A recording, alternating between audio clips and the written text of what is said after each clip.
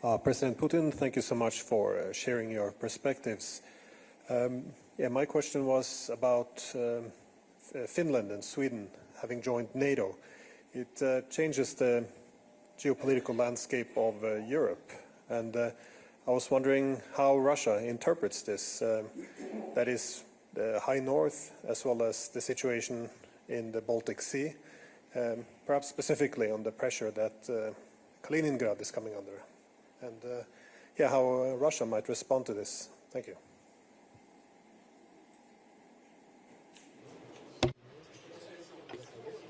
As for the fleet, I've already mentioned that this could lead to conflict. I would not like to go into details and to give food to those who await our radical discussion.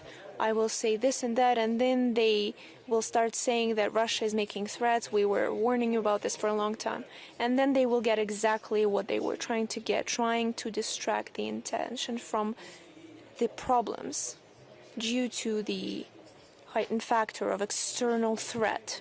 Of course, we will respond. It's not us who's suspending someone's fleet. Someone is trying to put obstacles on our way. What is the shady fleet?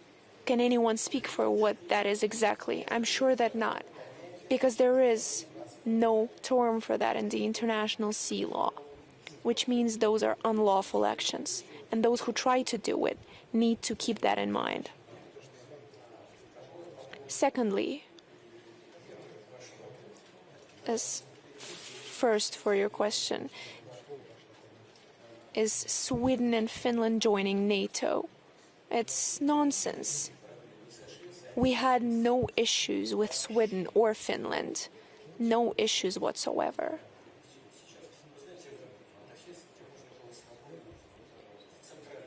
In Helsinki, you could pay in rubles in any store.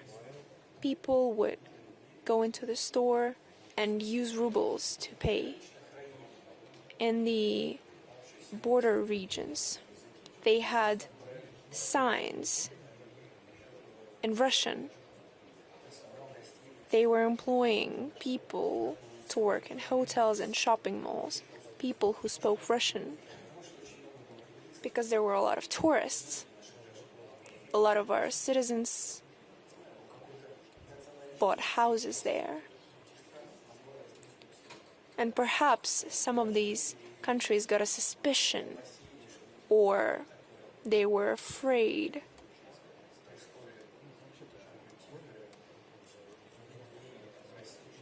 that this silent influence of Russia was taking place. But the world is interdependent.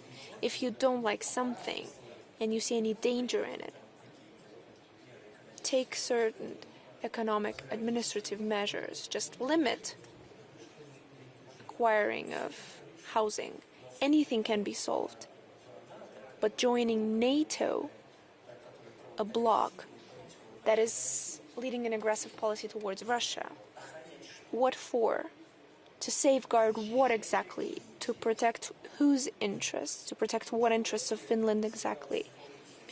Was Russia trying to capture Finland or Stockholm? All that Russia wanted, we've resolved with Sweden after the Poltava battle. That happened a long time ago. We had no more standing issues. We know that Sweden had a different figure of Charles XII. And perhaps he was killed by his own people because he was trying to involve Turkey in another war with Russia. But that was long ago, centuries ago. What kind of issues did we have with Finland? There were no issues. Everything was resolved. All the agreements were signed following the Second World War. So what was the purpose? Were they trying to benefit from the strategic defeat of Russia? I could show a gesture, but I won't do it in the presence of ladies. Finland and Sweden have lost the advantage of neutral status. These negotiations on the possible resolution of Ukrainian crisis. Helsinki Act, why did it right? Why was it called? Because it used to be a neutral country. It was a comfortable spot for meetup. And now who exactly will go to Helsinki? Mr. Stu. Donald has that. He's good at golf. Okay, that's nice, but it's not enough.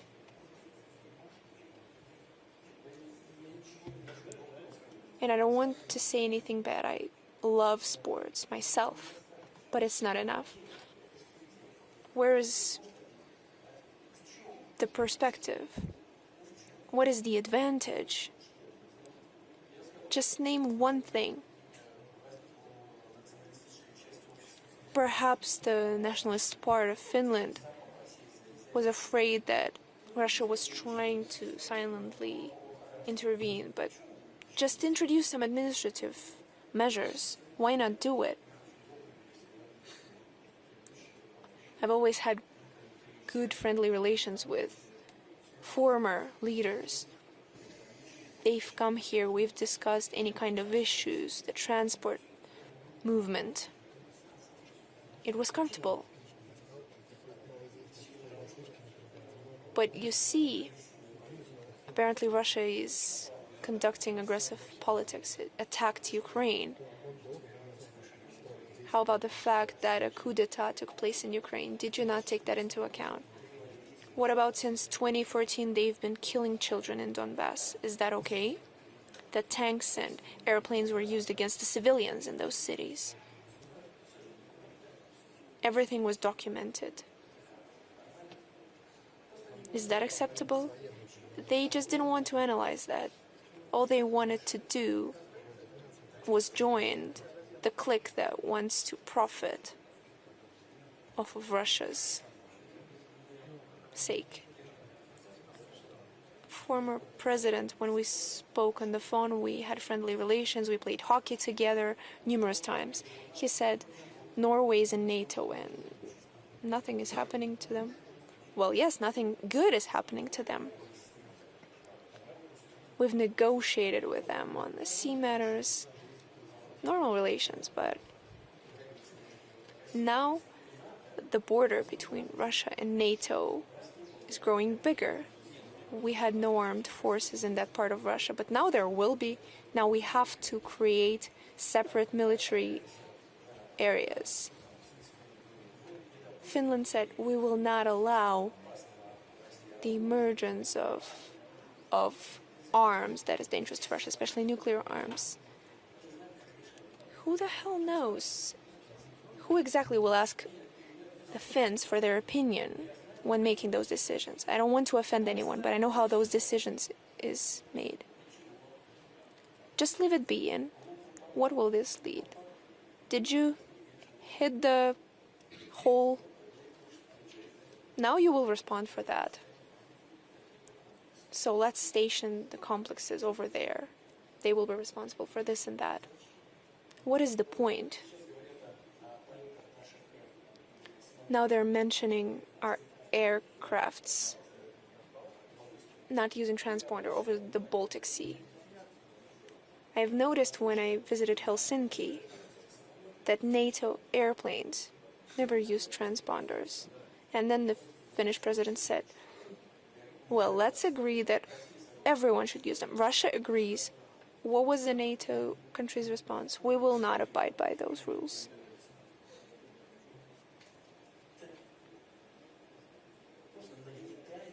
This is nothing but the stirring up over another region in the world. And they're threatening the very stability, the military strategic stability in those regions. If there's anything dangerous then we will also station something dangerous there. But what for? Who exactly will benefit from it?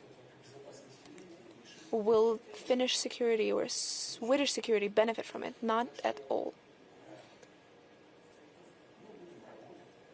So of course we will continue working. If they want to restore relations, we have no objections. But the situation has changed.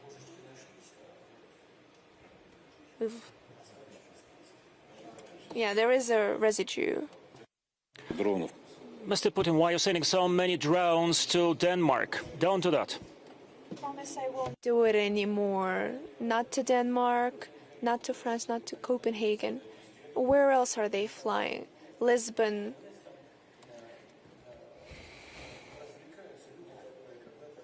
People are entertaining themselves, and they used to entertain themselves about the UAV, about the unidentified flying vehicles, about the UVFs. And they have a lot of weirdos. We can watch them every day and they can try and catch them. But if we speak seriously, we don't have UAVs that could reach Lisbon. We have long-range ones. But there are no targets there. That's what matters. But that is another way of stirring out the situation in order to respond to the orders of Washington and to raise their expenditures on defense. Although the European economy their situation is complicated. We've spoken about Germany, France. Germany used to be at the forefront of the European economy. And no matter how badly they want it, they can never regain those positions.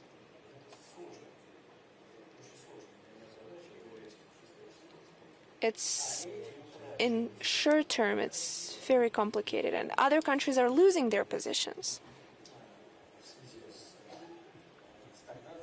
due to the stagnation of leading economies, due to the high budget deficit,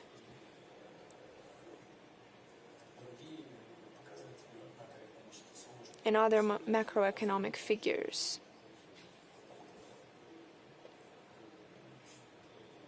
I believe I said that we had 2.6.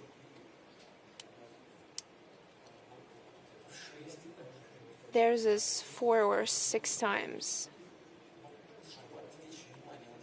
So in order to distract the attention from these substantive, deep issues, they try to stir up waters. I think that you have scared Portugal, Lisbon, and actually the situation there is very dire. Well, it was a joke. By the way, it was a joke. No, that was not a joke.